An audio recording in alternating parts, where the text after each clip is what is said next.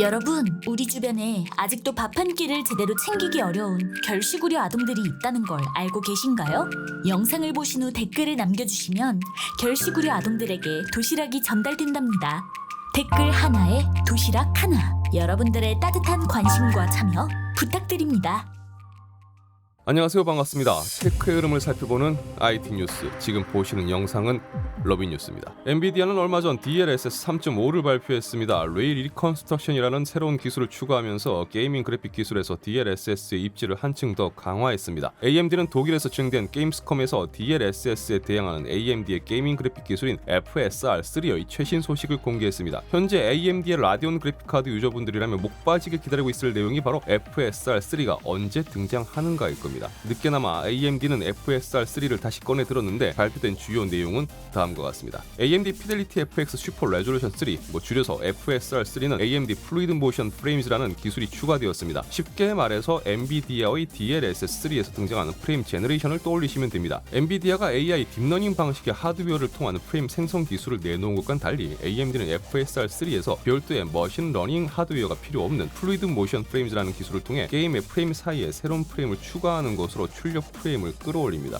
결국은 구현 방식에서 좀 차이가 있다는 거지 AMD도 프레임 뻥튀기 기술을 내놓겠다는 겁니다. 올가을에 우선적으로 두 개의 게임에 FSR3가 탑재될 예정이며 이후 다음과 같은 타이틀들이 탑재될 예정이라고 합니다. AMD는 언리얼 엔진용 FSR3 플러그인을 개발자들에게 제공할 예정이라고 합니다. 공개된 데모 영상을 보면 FSR3를 쓸 경우 3배가 넘는 프레임 차이를 보여주는 걸 볼 수가 있습니다. 이건 AMD가 기존 FSR2를 적용한 화면과 비교를 해줬으면 좋았을 텐데 드라마틱한 프레임 차이를 보여주기 위해서 이런 비교 화면을 선택한 것으로 보입니다. FSR2를 사용한 것과 비교를 하면 한 2배 정도 올라갈 건데 FSR2도 적용하지 않는 거랑 비교하니까 3배 정도 올라가는 것처럼 상당히 드라마틱하게 연출을 했네요.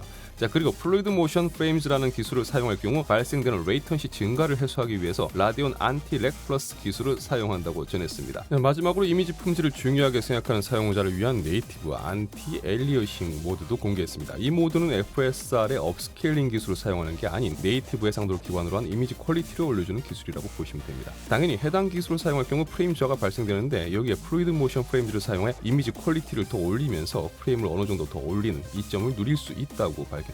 이쯤에서 분명 AMD의 발표 내용을 제가 전해드리고 있는데 이 영상 보시면서 처음 듣는 게 아닌 것 같다는 느낌을 받으셨다면 그건 느낌 탓이 아니라고 말씀드리고 싶습니다. 바로 AMD의 FSR3의 구성을 보면 기술 명칭만 다를 뿐 DLSS3와 똑같기 때문입니다. 플루이드 모션 프레임즈, 즉 프레임 뻥튀기 기술은 엔비디아의 프레임 제너레이션을 그리고 기술을 사용할 시 높아지는 레이턴시를 안티렉 플러스로 제어하는 것 역시 엔비디아가 리플렉스 기술을 통해서 제어하는 것과 동일합니다.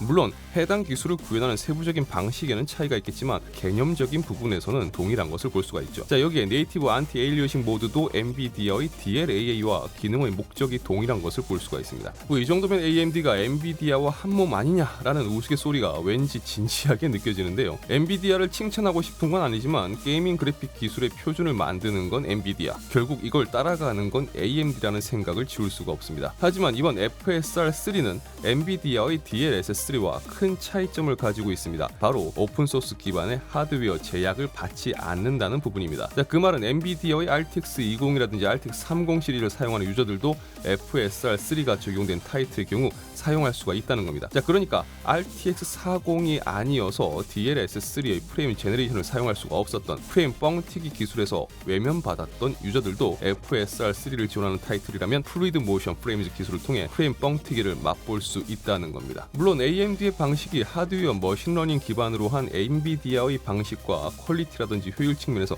어떤 차이를 보여줄지는 뚜껑을 열어봐야 알 수가 있을 겁니다. 하지만 제조사와 모델을 가리지 않고 사용할 수 있는 FSR3는 엔비디아의 제한적인 DLSS3와 비교를 해보면 상당히 혜자스러운 건 사실입니다. 게이머 입장에서는 누구나 환영할 만한 FSR3. 그런데 이 내용을 전해드리면서 이런 생각도 해봅니다. 분명 AMD는 FSR3를 통해서 라디온 그래픽카드 판매 증가를 원할 텐데 하지만 이런 식이면 이게 과연 크게 도움이 될지라는 생각도 드네요. AMD는 FSR3가 모든 하드웨어를 지원하지만 너무 오래된 하드웨어 및 보급형 모듈의 경우는 FSR3가 제대로 된 성능을 내지 못할 수도 있다고 언급했습니다. 특히 플루이드 모션 프레임즈를 제대로 사용하기 위해서는 해당 옵션을 사용하기 전에 출력되는 프레임이 최소 60프레임 이상이 나올 경우 사용하기를 권장했는데요. 결국 어느 정도 하드웨어 성능이 받쳐줄 때 제대로 사용할 수 있다는 의미로 보시면 될 것 같습니다. 여튼 황 회장이 외면한 RTX 20 및 RTX 30 시리즈 사용자들에게 사수 누님이 손을 내밀어준 상황이 되어버렸는데 이 정도면 리사수 누님은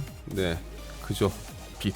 걱정되는 건 그렇게 다 퍼주면 장사는 될까요? 자, 이번 영상은 여기까지입니다. 시청해주셔서 진심으로 감사합니다. 지금까지 아트였습니다. 행복한 하루 되세요. 감사합니다.